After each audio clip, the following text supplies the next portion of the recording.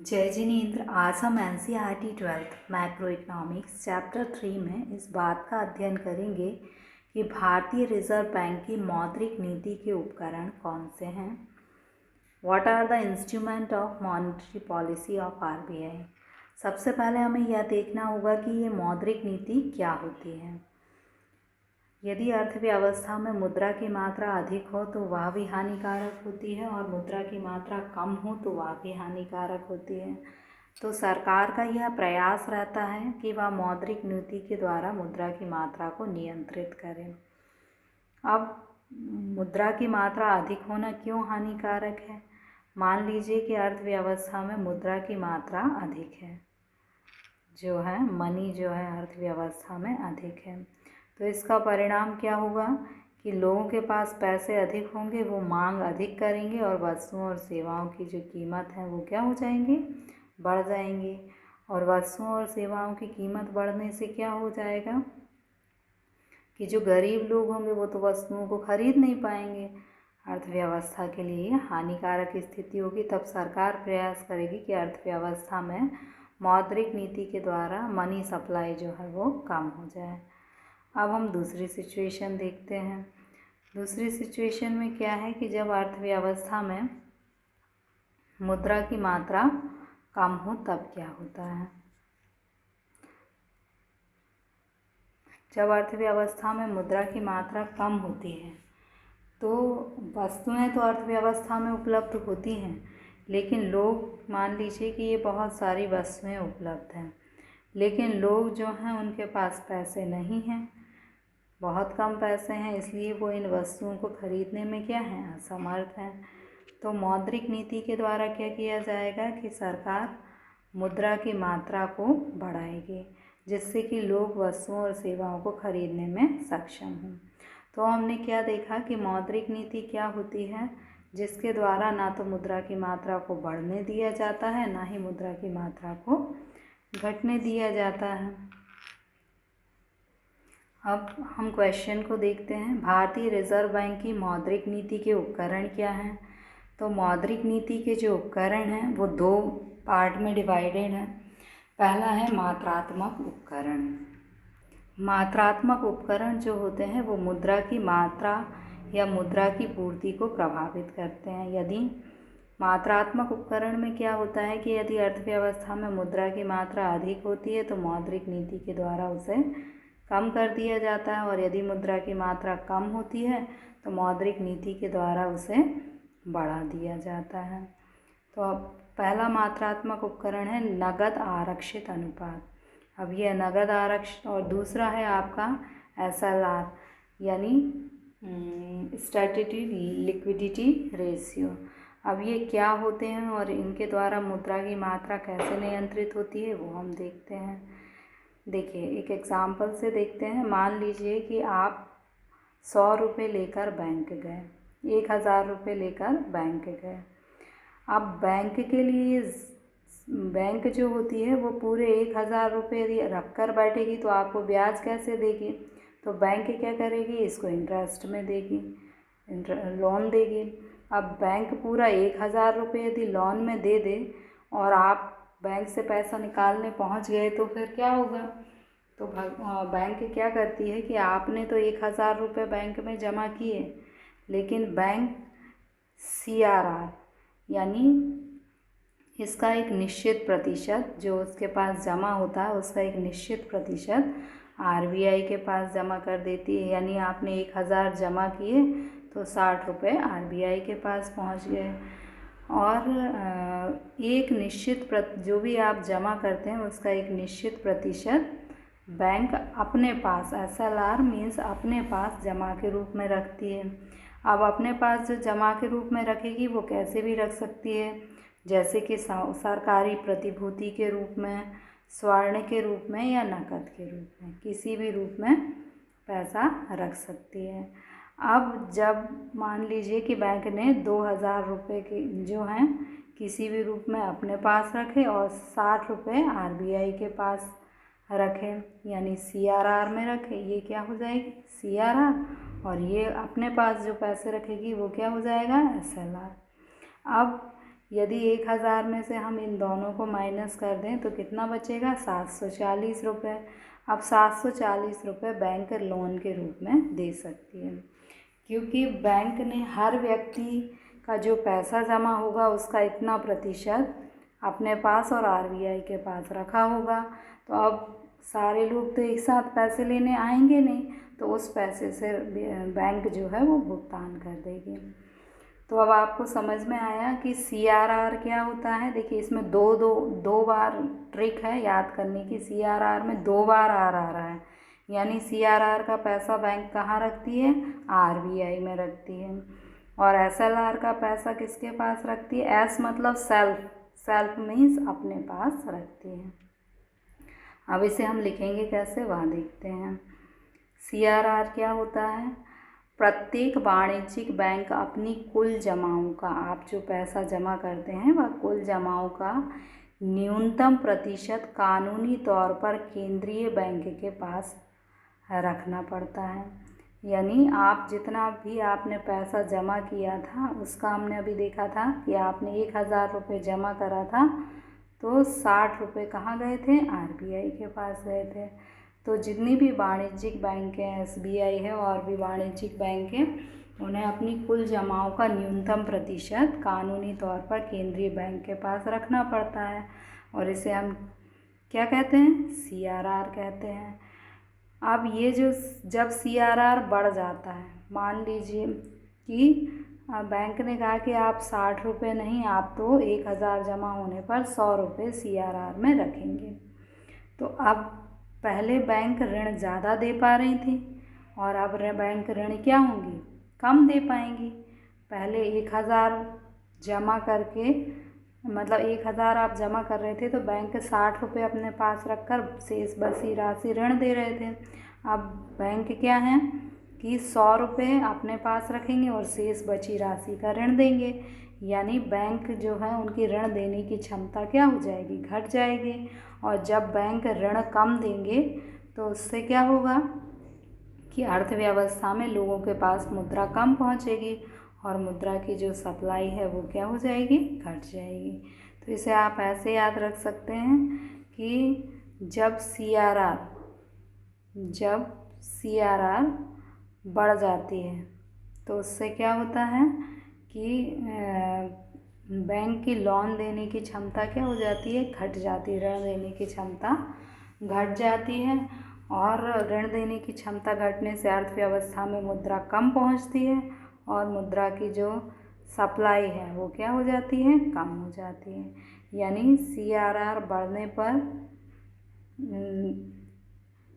आप इसे ऐसे याद करेंगे कि CRR, ये मेमोरी चार्ट है, इसे भी आपको लिखना है। CRR बढ़ने पर जो मनी की सप्लाई है वो क्या हो जाएगी, घट जाएगी। और CRR आपको वो ऋण वाला केवल समझाने के लिए बताया था, इसमें केवल उपकरण पूछे हैं तो आपको उपकरण बता रहे हैं, ठीक है। और जब CRR घट जाती है तो मनी की सप्लाई क्या हो जाती है, बढ़ जाती है।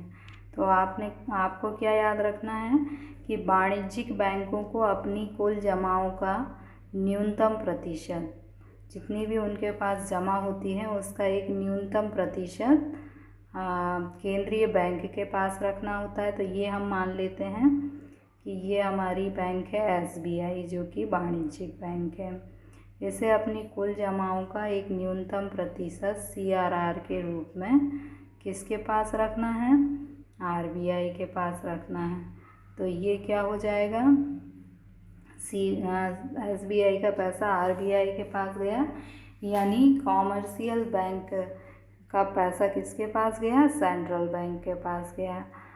और इससे क्या हो जाएगा कि CRR यदि सरकार बढ़ा देती है तो इससे जो मनी की सप्लाई है, मुद्रा की जो सप्लाई है, मुद्रा की जो पूर्ति है वह घट जाएगी।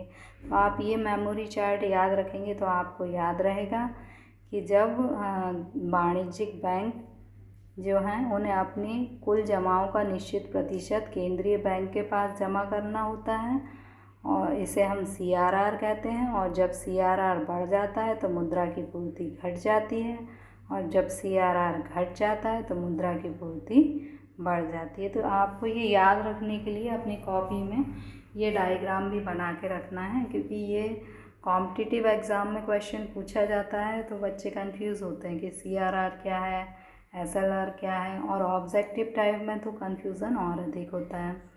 तो आप यदि इसे ऐसे याद करेंगे तो आपको ज़्यादा अच्छे से याद रहेगा। फिर ये क्वेश्चन क्या होता है कि वैसे इकट्ठा 5 नंबर में आएगा, 2 नंबर 3 नंबर में इसमें से एक पॉइंट भी पूछ लिया जाता है। तो आपको ये आंसर थोड़ा सा बड़ा है, लेकिन पूरा याद करना, क्योंकि उसके बीच बीच में से कई क्वेश्चन बन जाएंगे। अब दूसरा जो उपकरण है वह है वैधानिक तरलता अनुपात, स्टैट्यूटरी लिक्विडिटी रेशियो। अब ये वैधानिक तरलता कोशानुपात क्या होता है कि ये हमारी, अब फिर चार्ट आपको याद रखना है कि ये हमारी बैंक हुई SBI, ठीक।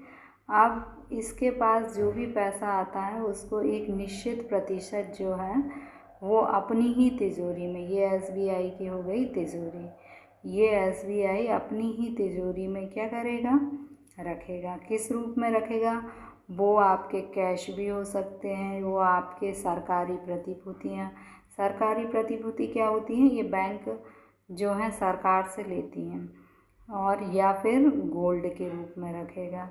तो SBI के पास जो कुल जमाएँ होती हैं उसका एक निश्चित प्रतिशत वह अपने पास रखता है तरल के रूप में।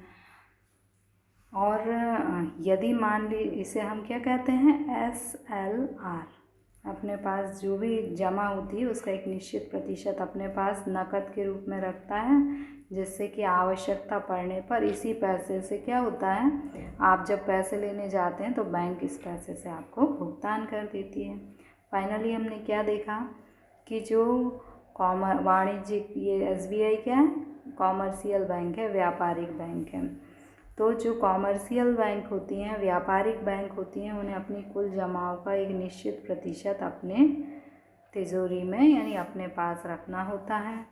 और यदि मान लीजिए कि SLR बढ़ जाती है, मान लीजिए कि आपने 100 रुपये बैंक में जमा किए और SLR 10 रुपये हैं, यानी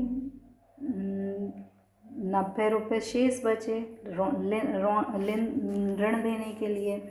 और यदि मान लीजिए कि आपने 100 रुपये जमा किए और ये जो SLR है वो 10 से बढ़कर 20 हो गया, यानी अब ऋण देने की क्षमता क्या हो जाएगी, कम, अब 80 रुपये के ही ऋण दे पाएंगे। तो अब हम फाइनली देखते हैं कि हमें क्या याद करना है। वैधानिक तरलता अनुपात क्या होता है, पहले ये कि जितनी भी कॉमर्शियल बैंक होती हैं, व्यापारिक बैंक होती हैं, उन्हें अपनी कुल जमाओं का एक निश्चित प्रतिशत अपने पास तरल के रूप में रखना पड़ता है, और इसे हम क्या कहते हैं, SLR।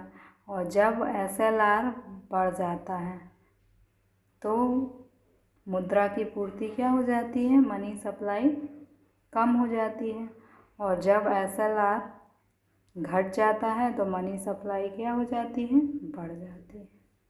यानी आप 100 रुपये में से यदि SLR 10 रुपये होगा तो अर्थव्यवस्था में कितने पैसे पहुँचेंगे, 90 ऋण के रूप में, तो SLR 90 है। अब यदि 100 रुपये में से यदि 20 रुपये SLR के रूप में रखें, यानी अर्थव्यवस्था में कितने रुपये पहुँचे, 80। यानी जब SLR कम होता है तो मनी सप्लाई अधिक होती है, जब SLR अधिक होता है तो मनी सप्लाई क्या होती है, कम होती है। आगे देखते हैं,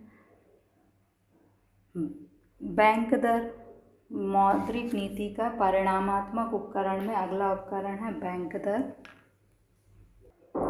बैंक दर क्या होती है कि जो भी कॉमर्शियल बैंक होती हैं उन्हें यदि अल्पकालीन ऋण की आवश्यकता होती है तो किससे लेंगी, वो लेंगी RBI से।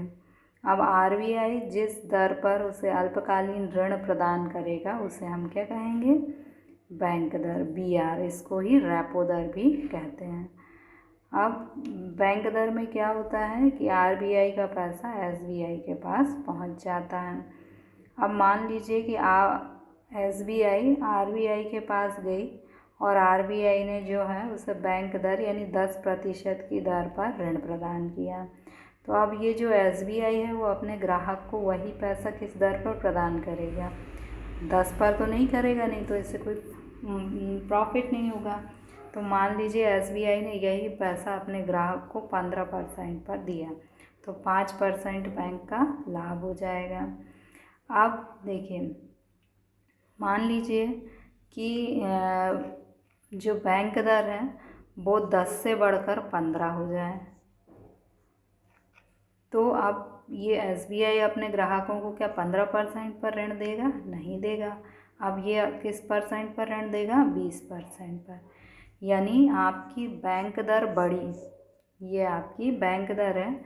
जब आपकी बैंक दर बढ़ी तो यहाँ पर ये जो इंटरेस्ट रेट था, ब्याज दर थी, वह भी क्या हो जाएगी? बढ़ जाएगी।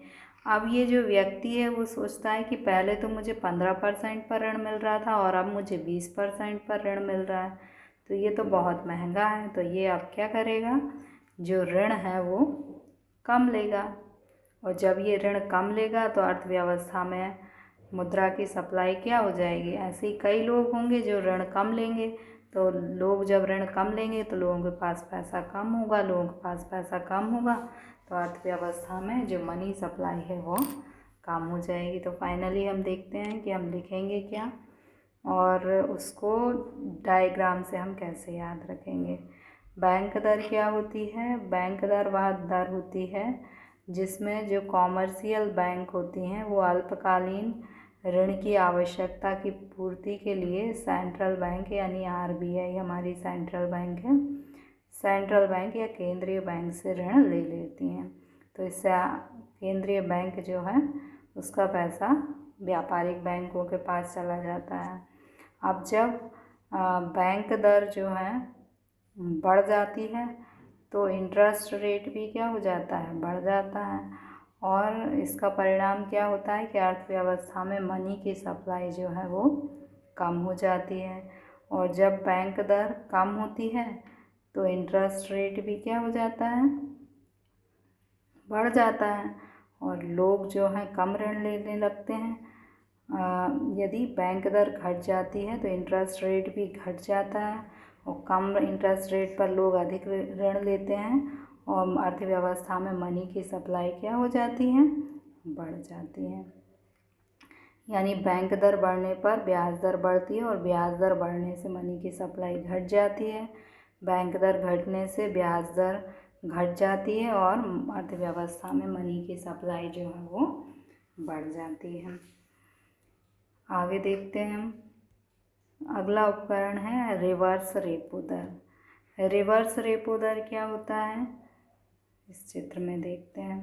देखिए, रेपो दर में हमने क्या देखा कि जो केंद्रीय बैंक है, हमारे देश का केंद्रीय बैंक कौन सा है? आरबीआई, और ये कोई भी कॉमर्शियल बैंक है।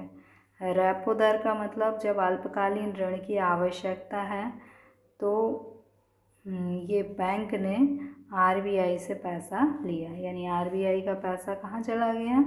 बैंक के पास चला गया। रिवर्स रेपो इसका उल्टा होता है। रिवर्स रेपो में क्या होता है कि आरबीआई जो है वो ऋण लेती है किससे? कॉमर्शियल बैंक से। तो कॉमर्शियल बैंक का पैसा किसके पास चला जाता है? आरबीआई के पास। अब हम इसे लिखेंगे कैसे, वो देखते हैं। Reverse repo. रिवर्स रेपो वह दर है जिस पर किसी देश का केंद्रीय बैंक देश की वाणिज्यिक बैंकों की धन उधार लेता है। यानी ये हमारा सेंट्रल बैंक हो गया। सेंट्रल बैंक हमारा कौन सा है? आरबीआई। तो आरबीआई जो है उसने कॉमर्शियल बैंक कौन सा हमारा? एसबीआई। तो रिवर्स रेपो दर क्या है? जिसमें कॉमर्शियल बैंक जो है एसबीआई से ऋण लेगा, यानी एसबीआई का जो पैसा है वो कहाँ पहुँच जाएगा? आरबीआई के पास पहुँच जाएगा। और यदि मान लीजिए कि अब आरबीआई एसबीआई से पैसा लेगा तो उसे कुछ ना कुछ ब्याज तो देना पड़ेगा। मान लेते हैं कि आरबीआई ने 10% की दर पर पैसा लिया। जैसे मान लीजिए 100 रुपये SBI ने RBI को दिए, तो 100 रुपये पर कितने रुपये ब्याज मिलेगा? 10। अब मान लीजिए कि ये ब्याज दर जो है वो बढ़ जाए, यानी 100 रुपये पर RBI जो है 15% रेपो रेट देने लगे, तो क्या होगा कि बैंकों को लाभ अधिक दिखेगा। तो बैंक अपना पैसा ग्राहकों को देने के स्थान पर क्या करेंगी? RBI को देंगी, और RBI को देंगी तो अर्थव्यवस्था में तो मुद्रा कम पहुंचेगी, क्योंकि लोगों को ऋण कम मिल रहा है, तो अर्थव्यवस्था में मुद्रा की पूर्ति क्या हो जाएगी? घट जाएगी। तो जब रिवर्स रेपो रेट जो है वो रिवर्स रेपो रेट ये बढ़ जाती है, तो क्या होता है? अर्थव्यवस्था में मनी की सप्लाई घट जाती है। और इसके विपरीत भी का मतलब क्या है कि जब रिवर्स रेपो रेट घट जाती है तो अर्थव्यवस्था में मुद्रा की पूर्ति बढ़ जाती है। यदि आपको एक बार में समझ में नहीं आया तो वीडियो को 2-3 बार आप देख सकते हैं, जिससे कि आपको कॉन्सेप्ट क्लियर हो सके। तो हमने क्या देखा कि रेपो दर में RBI जो है वो ऋण देती है किसको? केंद्रीय जो कॉमर्शियल बैंक है, वाणिज्यिक बैंकों को, यानी RBI का पैसा किसके पास चला जाता है? कॉमर्शियल बैंक के पास। और रिवर्स रेपो रेट में क्या होता है कि जो कॉमर्शियल बैंक होती हैं वो ऋण देती हैं RBI को, और इसका अर्थ क्या होता है कि कॉमर्शियल बैंक का पैसा RBI के पास पहुंचता है। यानी जिस दर पर वाणिज्यिक बैंकों को केंद्रीय बैंक अल्पकालीन ऋण देता है उसे रेपो दर कहते हैं, और जिस दर पर वाणिज्यिक बैंकें केंद्रीय बैंक को से ऋण लेती हैं उसे हम क्या कहते हैं? रिजर्व। यानी वाणिज्यिक बैंकों का पैसा कहाँ पहुँच गया? केंद्रीय बैंक के पास। अगला है खुले बाजार की क्रियाएं। अब खुले बाजार की क्रियाएं क्या होती हैं? जब RBI सरकारी प्रतिभूति को खुले बाजार में खरीदता या बेचता है तो उसे खुले बाजार की क्रियाएं कहते हैं। अब ये सरकारी प्रतिभूति क्या होती है? कोई भी सरकारी प्रतिभूति एक कागज़ होता है जिस पर कि सरकार जो है वचन देता है कि मान लीजिए आपने 100 रुपये की प्रतिभूति खरीदी और 8 साल बाद कितने मिल जाएंगे? 200 रुपये। तो ये सरकारी प्रतिभूति होती है। अब सरकारी प्रतिभूति खरीदने और बेचने से सरकार मुद्रा की पूर्ति को नियंत्रित कर सकती है। मान लीजिए कि सरकार ने कहा कि हम 100 रुपये के बदले में कितने देंगे? 200 रुपये। अब कुछ दिन बाद नीति चेंज हुई और सरकार ने क्या कहा कि हम 100 रुपये के बदले में कितने देंगे? 400 रुपये। तो अब लोगों को लगा कि ये तो ज़्यादा फ़ायदा है, तो सब लोग क्या करेंगे? इस सरकारी प्रतिभूति को खरीदेंगे, और जब सरकारी प्रतिभूति को लोग खरीदने लगेंगे तो अर्थव्यवस्था की मुद्रा कहाँ चली जाएगी? केंद्रीय बैंक के पास, और अर्थव्यवस्था में मुद्रा की पूर्ति क्या हो जाएगी? कम हो जाएगी। तो जब सरकार खुले बाजार में प्रतिभूतियों को बेचता है, यानी लोग, जैसे ये केंद्रीय बैंक है और इसने अपनी प्रतिभूति को बेचा और लोगों ने इसे खरीदा, यानी लोगों का पैसा कहाँ चला गया? बैंक के पास चला गया। और जब लोगों का पैसा बैंक के पास चला जाता है तो अर्थव्यवस्था के अंदर मुद्रा की पूर्ति क्या हो जाती है? कम हो जाती है। तो जब सरकार खुले बाजार में प्रतिभूतियों को बेचता है, सेल करता है, तो उससे अर्थव्यवस्था में मनी की सप्लाई क्या हो जाती है? कम हो जाती है। और इसके विपरीत यदि खुले बाजार में प्रतिभूतियों को बेचने के स्थान पर खरीदने लगे, यानी यदि बैंक वापस इन प्रतिभूतियों को खरीदने लगे, यानी प्रतिभूति जाएंगी बैंक के पास और पैसा जाएगा ग्राहक के पास, तो जब लोगों के पास पैसा आएगा तो उससे क्या होगा? अर्थव्यवस्था में मुद्रा की पूर्ति बढ़ेगी। तो आपको सिर्फ इतना याद रखना है कि खुले बाजार की क्रिया का अर्थ क्या होता है कि खुले बाजार में सरकारी प्रतिभूतियों को खरीदना और बेचना, और जब सरकारी प्रतिभूतियों को बेचा जाता है तो अर्थव्यवस्था में मुद्रा की पूर्ति कम हो जाती है। और इसके विपरीत भी का मतलब क्या है कि जब प्रतिभूतियों को क्रय किया जाता है तो मुद्रा की पूर्ति जो है बढ़ जाती है। ये आपको दिया है खुले बाज़ार की प्रक्रिया। देखिए, खुले बाज़ार की क्रिया क्या है कि ये एक ट्रेज़री बॉन्ड है। ये क्या है? ट्रेज़री बॉन्ड सरकार की प्रतिभूति है। तो सरकार की प्रतिभूति जो है सरकार क्या कर रही है? बेच रही है। जब सरकार की प्रतिभूति सरकार बेचेगी तो ये प्रतिभूति तो क्या बैंक से बाहर जनता के पास जाएगी, और जनता का जो पैसा है वो क्या होगा? बैंक के पास चला जाएगा। जब सरकार प्रतिभूति को सेल करती है, बेचती है, तो बैंक जो है प्रतिभूति जनता के पास जाती है, और जनता का पैसा जो है वो कहाँ चला जाता है? बैंक के पास चला जाता है। तो इससे अर्थव्यवस्था में मुद्रा की पूर्ति क्या हो जाती है? मनी सप्लाई कम हो जाती है। और इसके विपरीत क्या है कि यदि बैंक जो है इसको क्रय करे तो उससे क्या होगा कि बैंक के पास तो क्या आ जाएगा? प्रतिभूति आ जाएगी, और जनता के पास क्या आ जाएगा? मुद्रा आ जाएगी। तो अर्थव्यवस्था में मनी की सप्लाई बढ़ जाएगी। अब गुणात्मक उपकरण है। गुणात्मक उपकरण का अर्थ होता है कि ऐसे उपकरण जिससे मुद्रा की मात्रा तो प्रभावित नहीं होती। अभी मात्रात्मक उपकरण में हमने देखा था कि रिजर्व बैंक या केंद्रीय बैंक कैसे मुद्रा की पूर्ति को कम या ज़्यादा करती है।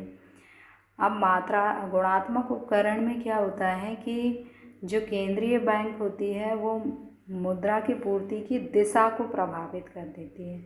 यानी किसी विशेष क्षेत्र में मुद्रा अधिक होगी या कम होगी, इसको नियंत्रित करने का काम गुणात्मक उपकरण के अंतर्गत किया जाता है। पहला गुणात्मक उपकरण जो है वो है सीमांत आवश्यकता। सीमांत आवश्यकता का अर्थ होता है कि मान लीजिए कि आप गए बैंक के पास कि हमें क्या चाहिए है? ऋण चाहिए है। अब बैंक ने कहा कि भाई कुछ ना कुछ आपको ज़मानत देना पड़ेगी। तो आपने कहा कि भाई ये मेरा 100 रुपये की वस्तु है, इसे रख लो और इसके बदले में मुझे ऋण दे दो। तो बैंक ने कहा कि 100 के बदले में 100 का ऋण तो नहीं, 100 के बदले में 80 का ऋण मिलेगा। आपने कहा ठीक है। अब मैं एक काम करता हूँ, कुछ समय बाद देखता हूँ। अब कुछ समय बाद आप फिर 100 रुपये लेकर गए और आपने कहा कि मुझे ऋण दे दो। तो बैंक ने कहा कि भाई 100 रुपये के बदले में 100 रुपये की वस्तु के बदले में 70 रुपये का ही ऋण मिलेगा। यानी पहले बैंक ये चाहती थी कि अर्थव्यवस्था में जो है मुद्रा ज़्यादा रहे, तो आपको 100 रुपये की वस्तु के बदले में 80 रुपये का ऋण मिलता था। अब बैंक ये चाहती है, केंद्रीय बैंक की अर्थव्यवस्था में मुद्रा क्या रहे? कम रहे। तो अब आपकी 100 रुपये की वस्तु के बदले में आपको 70 रुपये का ऋण मिल रहा है। पहले आपको अधिक ऋण मिल रहा था, तो अर्थव्यवस्था में मनी की सप्लाई क्या हो रही थी? अधिक हो रही थी। और अब आपको कम ऋण मिल पा रहा है उतनी ही वस्तु पे, तो अर्थव्यवस्था में मनी की सप्लाई क्या हो जाएगी? कम। तो ये जो है सीमांत आवश्यकता होता है। सीमांत आवश्यकता का मतलब क्या होता है कि जो आप ऋण लेते हैं और ऋण की जो प्रतिभूति होती है और जो वास्तव में आपको ऋण मिलता है, इनके बीच का जो अंतर होता है उसको कम करके और अधिक करके सरकार मुद्रा की पूर्ति को प्रभावित कर सकती है। अब अगला है साख की राशनिंग। साख की राशनिंग क्या होता है कि सरकार राशनिंग कर देती है कि जैसे आप कृषि क्षेत्र में अधिक ऋण दो और उद्योग क्षेत्र जो है उसको कम ऋण दो। तो आपने साख की क्या की? राशनिंग कर दी कि यदि मान लीजिए कि आपने वेयर हाउस में अपना माल रखा, वेयर हाउस में किसान ने अपना माल रख दिया, अब उसे ऋण की ज़रूरत है, तो वो वेयर हाउस की रसीद लेकर बैंक के पास गया कि मुझे ऋण दे दो। अब चूँकि केंद्रीय बैंक ने कहा है कि ऋण जो है कृषि क्षेत्र को अधिक मिलना है, तो 100 रुपये की जो रसीद थी उस पर आपको जो है 99 रुपये का ऋण मिल गया। अब यदि मान लीजिए कि एक उद्योगपति जो है वो भी कोई 100 रुपये की प्रतिभूति लेकर गया, लेकिन बैंक ने क्या कहा है कि ये जो उद्योग क्षेत्र है उसमें हमें कम ऋण देना है, तो उसे 100 रुपये के बदले में 90 रुपये का ऋण मिला। यानी साख की राशनिंग में सरकार जो है क्षेत्र निर्धारित कर देती है कि किस क्षेत्र में अधिक ऋण देना है और किस क्षेत्र में कम ऋण देना है। नैतिक प्रभाव, नैतिक प्रभाव का अर्थ है कि आरबीआई जो है वो कॉमर्शियल बैंक यानी वाणिज्यिक बैंकों को कई प्रकार की सुविधाएं देती है। जब भी वाणिज्यिक बैंकों को किसी प्रकार का संकट होता है, ऋण की आवश्यकता होती है, तो वो आरबीआई के पास जाती हैं। तो जो कॉमर्शियल बैंक है वो आरबीआई के जो नीति निर्देश हैं उनका पालन करती हैं। तो आरबीआई जब देखती है कि अर्थव्यवस्था में मनी की सप्लाई अधिक हो रही है, तो वो केंद्रीय जो कॉमर्शियल बैंक होती हैं, व्यापारिक बैंकों को निर्देश देती है, नैतिक दबाव डालती है। कोई नैतिक दबाव यानी निर्देश होता है कि वह क्या करे, अर्थव्यवस्था में कम से कम ऋण दे। तो ये नैतिक निर्देश को व्यापारिक बैंक क्यों मानती हैं? क्योंकि उन्हें आरबीआई के से ही ऋण मिलता है और आरबीआई ही उनको नियंत्रित करती हैं। तो ये आपके गुणात्मक उपकरण हुए। What are the instruments of monetary policy of RBI? How does RBI stabilize money supply against storm? Answer: the monetary policy of RBI involve the two instruments given in the following flow chart below. यानी RBI की monetary policy है, उसके 2 instrument हैं। First instrument quantitative and second qualitative. Quantitative instrument bank rate, CRR, SLR और OMO and qualitative instrument marginal requirement, selective credit control and moral suspension. Quantitative approach जो होता है, quantitative major में bank क्या करती है कि मनी की जो सप्लाई है उसको कंट्रोल करती है कि इकनॉमी में मनी की सप्लाई अधिक होना है या कम होना है। First one is bank rate, the rate in which central bank provide loan to commercial bank. Bank rate वह रेट होती है जिस पर कि सेंट्रल बैंक लोन प्रोवाइड करती हैं कॉमर्शियल बैंक को। This instrument is a key at the hand of RBI to control the money supply. इससे आरबीआई क्या कर सकती है, मनी सप्लाई को कंट्रोल कर सकती है। इंक्रीज़ इन बैंक रेट, जब बैंक रेट जो है वो इंक्रीज़ होता है, will make money supply decrease, तो उससे मनी सप्लाई क्या हो जाती है, डिक्रीज़ हो जाती है। एंड वाइस वर्सा मीन्स, और इसके विपरीत भी होता है। वेरीफाइंग रेशियो, कई रेशियो होते हैं जो रिजर्व बैंक के द्वारा निर्देशित होते हैं और कॉमर्शियल बैंक को मेंटेन करने होते हैं। सीआरआर, सीआरआर क्या होता है कि इसके अंतर्गत सीआरआर में क्या होता है, it refers the minimum amount of fund that commercial bank has to maintain with the Reserve Bank of India. Commercial bank जो होते हैं उन्हें एक मिनिमम अमाउंट जो है वो रिज़र्व बैंक ऑफ इंडिया के पास जमा करना होता है in form of deposit. On the country if फैल ऑफ सीआरआर, यदि मान लीजिए कि सीआरआर क्या है, गिर रही हैं, कम हो रही हैं, तो इससे क्या होगा कि इंक्रीज़ मनी सप्लाई इंक्रीज़ हो जाएगी। एंड वाया वर्सा मीन्स, यदि सीआरआर जो है वो बढ़ रहा है, इंक्रीज़ हो रहा है, तो मनी सप्लाई क्या हो जाएगी, डिक्रीज़ हो जाएगी। Next, statutory liquidity ratio. Statutory SLR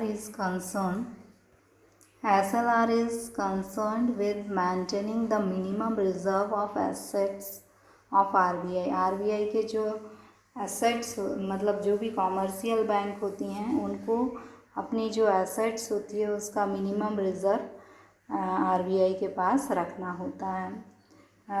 RBI ने स्वयं के पास रखना होता है। If there is fall in SLR, यदि SLR कम होती है, as it increase the money supply, तो इससे मनी सप्लाई क्या हो जाती है, इकनॉमी में इंक्रीज हो जाती है, और वाया वर्सा मीन्स इसका उल्टा भी होता है।